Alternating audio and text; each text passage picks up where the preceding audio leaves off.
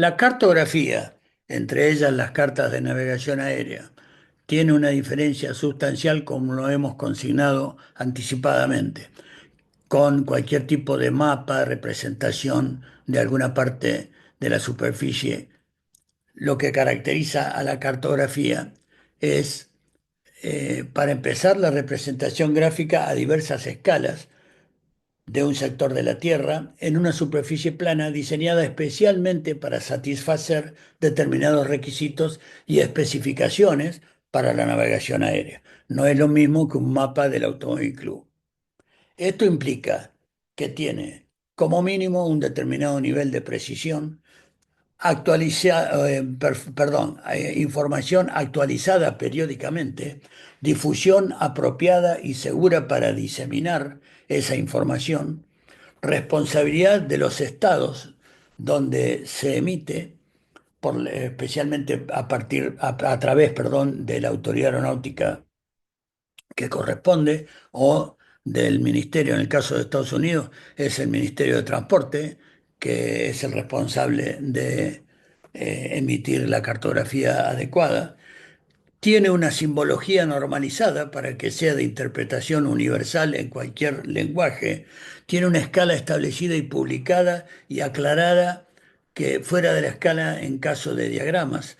Si la cartografía incluye algún diagrama como la ampliación de un área o del aeropuerto, por ejemplo, debe aclarar que ese área está fuera de escala, ese diagrama, y tiene una gran diversidad según el fin o el uso específico pretendido que se le va a dar a nivel de qué tipo de detalles o referencias tiene. Por lo tanto, una cosa es los detalles, las características que tiene las cartas visuales y otra las instrumentales, teniendo presente que dentro de las cartas de navegación instrumentales existen cartas de aeródromo que se llaman Airport Diagram, cartas de aproximación, en inglés Approach Plates, cartas salidas y entradas normalizadas, Standard Instrument Departures and Standard Terminal Arrivals en inglés,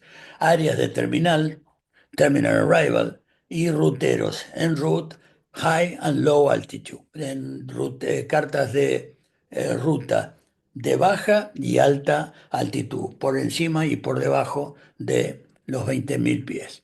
Por lo tanto, cada una de estas cartas va a tener una simbología apropiada especialmente para el destino específico que cada carta tiene. Como dijimos, la carta de vuelo visual que se usa para navegaciones a la estima es la cartografía que responde a la proyección cónica conforme de Lambert, que es la proyección en base a la cual esa cartografía se diseña, se realiza y se publica. Es importante que ustedes conozcan que este tipo de proyección responde a una proyección de un cono sobre la esfera terrestre, para lo cual se selecciona un determinado paralelo de referencia que es tangente a la superficie de la Tierra y la selección de dos paralelos de referencia secantes al globo terrestre. Esto, en términos más familiares, se define un paralelo de referencia, que es, por ejemplo, se proyecta cónicamente un cono sobre eso, y sobre ese paralelo, se hace una proyección tangente a la superficie. Tangente quiere decir que apenas toca la circunferencia del globo terráqueo. En cambio, secante es cuando a partir de ese primer paralelo de referencia se conviene en dos paralelos, este al norte y este al sur, que son aquellos que van a representar la superficie de la Tierra en un plano que representa la cartografía. Por lo tanto, cuando decimos secante, es porque una cosa es el paralelo de referencia que se toma inicialmente y después se traza una línea con esa proyección cónica secante, o sea que entra y sale al arco que forma el globo terráqueo en ese sector para representar gráficamente esta porción de la Tierra. Por lo tanto, gráficamente, una proyección cónica conforme de Lambert tiene ese nombre, cónica, porque los meridianos se van abriendo y convergen en el polo, pero a medida que acercan al ecuador, la diferencia de distancia aparente entre los meridianos es cada vez mayor y los paralelos están representados por líneas curvas.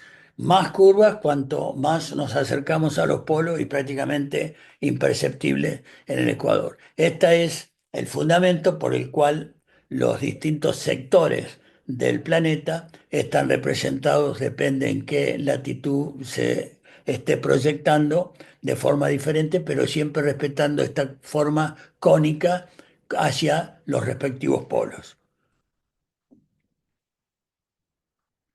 Esta proyección minimiza significativamente a valores infinitesimales la distorsión que se genera al proyectar una forma tridimensional como una esfera a otra bidimensional como es un plano.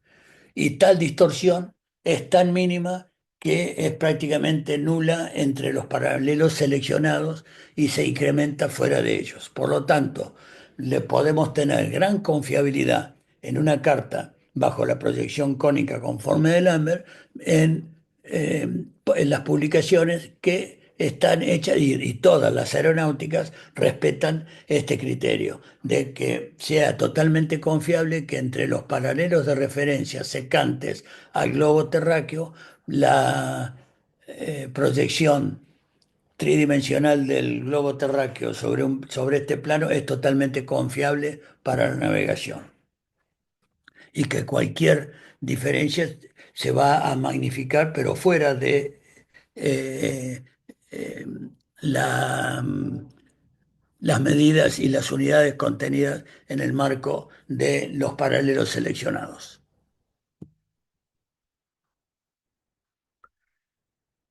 Todo esto que hemos analizado y visto lleva a que repasemos que el arco de círculo máximo nunca es mayor a 180 grados y es un arco que une dos puntos sobre la superficie terrestre, por ejemplo, un meridiano.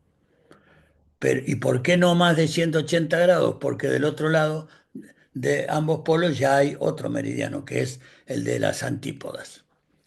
Tiene las siguientes propiedades, una ruta que siga la trayectoria de un arco de círculo máximo. Es la ruta más corta entre dos puntos sobre la Tierra. De París a Anchorage, en Alaska, la ruta del círculo máximo está representada en un globo, de esta manera, en una proyección cónica conforme de Lambert, vamos a ver que se representa con una recta. Es un arco de círculo máximo, corta los meridianos con ángulos distintos, requiere cambios de rumbo relativamente permanentes y es en una carta cónica conforme de Lambert se representa por una línea recta, como acabo de decir. Mientras tanto, en una carta Mercator, que es el planiferio que todos conocemos desde las escuelas, se representa por una línea curva pandeada hacia el polo del respectivo hemisferio. Esto quiere decir que la proyección Mercator, que no se utiliza por tener grandes errores en la navegación aérea, no es utilizada, pero tiene las siguientes características. Los meridianos se representan con rectas, verticales y paralelas entre ellos, porque es la proyección de un cilindro en un plano. Los paralelos están representados por rectas horizontales paralelas, cuya distancia entre sí aumenta en la medida que se alejan del ecuador y se acercan a los polos, lo cual, como ustedes ven acá, cerca del ecuador, la distancia entre los paralelos es esta y cerca de los polos es esta, lo cual hace que la navegación, especialmente en latitudes, sea absolutamente imprecisa, totalmente inadecuada, inapropiada para la navegación aérea. Las cartas Mercator, que es este tipo de proyección, resultan particularmente útiles para la navegación loxodrómica marítima, aptas para planificar rutas que unen enormes distancias y que no requieren de gran precisión como para planificar inicialmente una ruta y es una representación gráfica que es la más habitual de las representaciones gráficas que tenemos del planeta, pero con fines didácticos y otros propósitos, no para la navegación aérea. Hago la aclaración porque entonces diríamos, entonces ¿para qué estamos viendo esto en navegación aérea? Para que ni se les ocurra usar un planiferio convencional para planificar una navegación aérea. La ruta loxodrómica, que es la que se traza en una línea recta en una Mercator, es representada con una curva hacia los polos en una proyección cónica conforme de Lambert. La loxodrómica es la que describe sobre la superficie del terreno cómo se mantiene un rumbo constante en el compás magnético entre punto y punto. Es más larga que la ortodrómica, no es un arco de círculo máximo, corta los meridianos con ángulos iguales y es relativamente fácil de seguir. La cartografía para navegación visual a la estima tiene la característica que así como comprendemos distintos tipos de codificación, de simbología en todo lo que representa nuestra profesión en distintas áreas, como hemos visto en la meteorología, etcétera. También hay una manera de codificar por colores las distintas elevaciones de la superficie sobre el nivel del mar, cosa que quede muy gráficamente expuesto a elevaciones relativamente altas para tener muchísima precaución en el diseño, en la planificación de una navegación a la estima. Además que, como vamos a ver en los distintos cuadrantes que definen los paralelos, la traza de los paralelos y los meridianos en una cartografía, está consignada determinados valores que indican la elevación máxima del terreno en ese sector para que uno tenga la precaución al planificar la altitud a la que va a volar en ese sector. También afecta las cuestiones de nuestra navegación, especialmente cuando operamos eh, en horas del día cercanas al,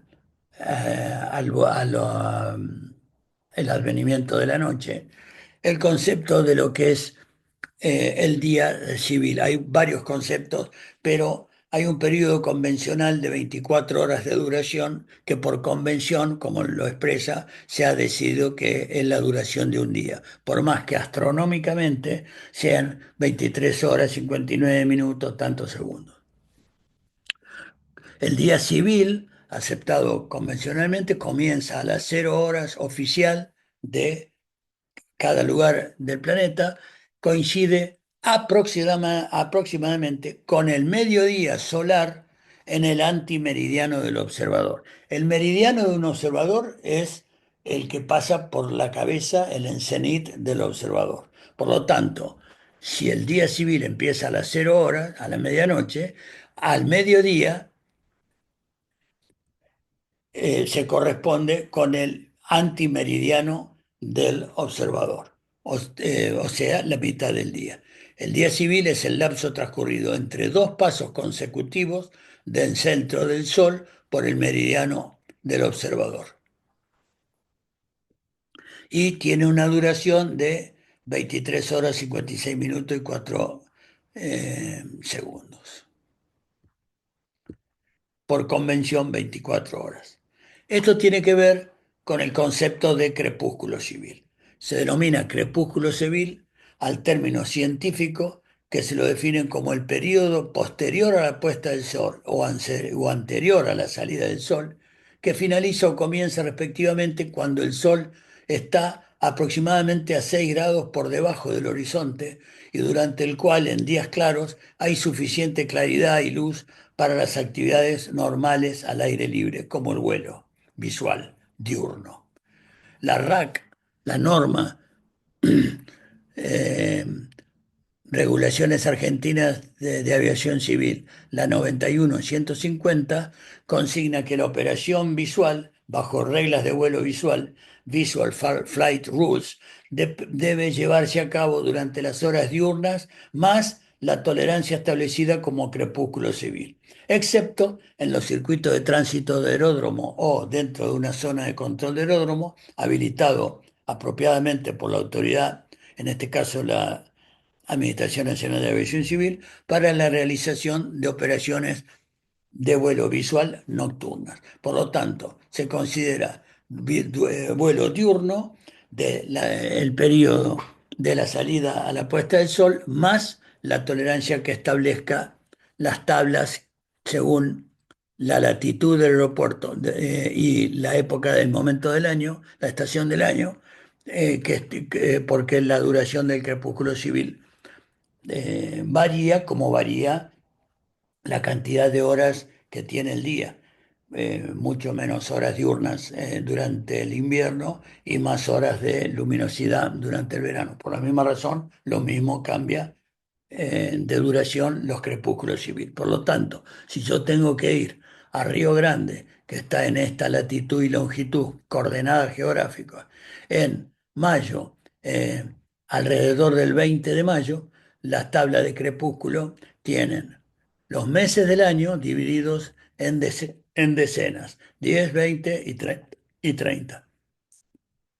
Por lo tanto, si mi fecha de vuelo probable es más cerca del 20 que del 10 y del 30, yo voy a tener que la hora de salida del sol, que es sunrise, a la hora que se levanta el sol, es a las 9:20. Sunset es el ocaso, a las 17:35 se pone el sol. Pero en esta latitud y en este momento del año voy a tener un crepúsculo civil antes de la salida del sol a las 8:40 y después de la salida del sol voy a tener realmente el ocaso definitivo a las 18:15. Otro concepto importante es el de los usos horarios, sobre todo en nuestra profesión. En la vida de todos los días, no importa que ignoremos todo esto, pero desde el momento que hasta la hora que usamos en el sistema aeronáutico es la hora UTC, tiempo universal coordinado, que es la hora en el meridiano de Greenwich, no podemos ignorar lo que representa y la influencia que tiene los usos horarios, y mucho menos cuando planificamos una ruta de este a oeste o viceversa, que atraviese más de un uso horario, la influencia que va a tener eso en la hora local de cada país, en la hora legal y en la hora civil, oficial que determine tener cada estado si tiene variación con la legal. Por lo tanto, esto lo tenemos que conocer. Establecido o reconocido, identificado el meridiano de Greenwich, el meridiano cero o de referencia, 7,5 grados al este y 7,5 grados al oeste del mismo, o sea, una banda de 15 grados de longitud, ocupa cada uso horario. A partir de esos valores, hacia el oeste y hacia el este respectivamente, cada uso horario va a tener un total de 15 grados de esa franja, 15 grados de longitud. Cada uso horario es una banda de 15 grados de longitud hacia el este o al oeste de Greenwich. Se enumeran correlativamente del 1 al 12 hacia el este y al oeste de Greenwich. Cuando yo digo en qué latitud está, perdón, en qué longitud está Argentina respecto a Greenwich, está en el uso +4. Acá está Argentina, la mayor parte de la Argentina, fíjense la hora acá, 4, es porque hay 4 usos de horarios respecto a Greenwich. Greenwich está en el 0, 1, 2, 3, 4. En esta banda está la Argentina. Por eso se enumeran. Cero es el meridiano de Greenwich y tenemos uno, 2, 3, 4, no sé si se ven los relojitos, 5, 6 hacia el este que suma y hacia el oeste que resta o viceversa, depende de qué querramos convertir, si de UTC a local o viceversa. A cada meridiano le corresponde una hora legal. La hora legal, en el caso de la Argentina, sería 4 horas menos que Greenwich. O sea que Greenwich está más 4 horas que nosotros. Más menos. UTC es el uso más 4, por ejemplo, de la Argentina, más 4, porque le deberíamos sumar 4 para transformarla en UTC. Ahora, ¿qué pasa? Esa es la hora legal, la hora que por como estamos geográficamente colocados en el mundo nos correspondería. Independientemente de esto, oficialmente, por una determinación política, cada estado puede determinar cambios temporarios o permanentes en su hora oficial con el propósito de ahorrar energía durante el verano. Por lo tanto, en la Argentina, por ejemplo, tenemos una hora corrida y por lo tanto tenemos 3 horas de diferencia con Greenwich. Greenwich es 3 horas más que la Argentina, no 4, como legalmente correspondería. Y la hora UTC o Zulu es la hora legal sobre el meridiano cero. Esto no quiere decir que en Londres, por ejemplo, tengan una hora distinta a Greenwich. No tienen la misma. Tienen más o menos uno, depende del momento del año.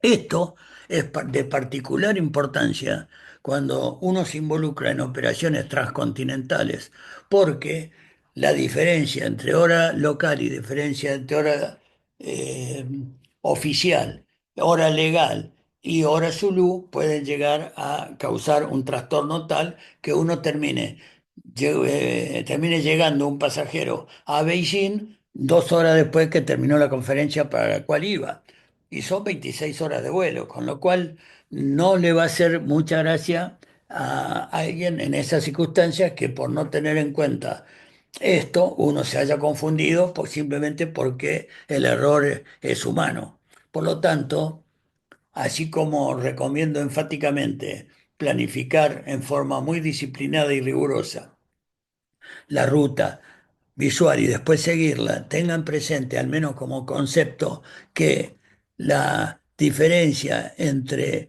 más o menos Greenwich y que hay aeropuertos que tienen la hora oficial de Greenwich de meridiano cero más 9 horas y otros que tienen -3 en la misma misión, en el mismo vuelo planificado para un mismo operador. Vamos a pasar, yo no quiero enfatizar en detalles, si lo quieren opcionalmente lo desarrollamos, pero a lo que me refiero es que mientras volemos dentro de la Argentina no hay problema, que tengamos presente que todo esto de los usos horarios, de la hora oficial, de la hora UTC y de la hora legal en cada país puede llegar a tiene significado enorme en vuelos transcontinentales que impliquen el cruce de muchos usos horarios, porque puede involucrar, como en este vuelo, que en una sola misión de 8 etapas tenga horarios de UTC-3 a UTC +9 para determinar la hora local de cada lugar. Y el pasajero a ustedes no les va a hablar en hora UTC, les va a decir, yo necesito estar a las 8:30 de la mañana en Beijing.